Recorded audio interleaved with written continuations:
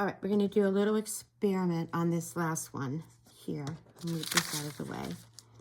So that we, as a review, we're lining up the edge of the template with the finished edge of the hexagon. And then we just have the seam allowance out there, so it's on the front. We turn it over, and this time let's try turning the sides and see if it makes any difference instead of the top down first. Pick up your edge, and this is a good example. Put this back here. Pick up your edge, and you can see the template, and just line it up with the template if it doesn't stick right away.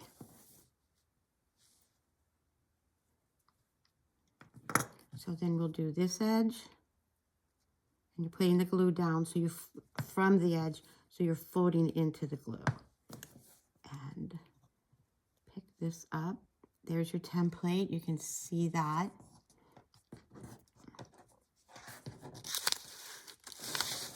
Trying to stay in camera range. Fold this down.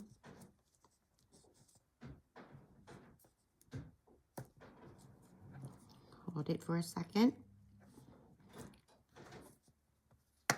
And Roxanne's glue is water soluble and washes out, but I've had it in my quilts for years and it's just fine.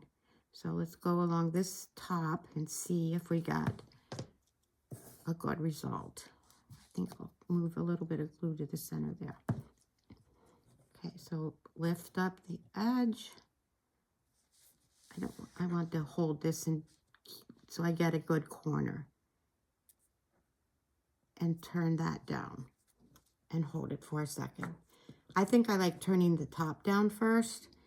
It's a little bit easier. So then we just remove the template and all of our edges are turned under.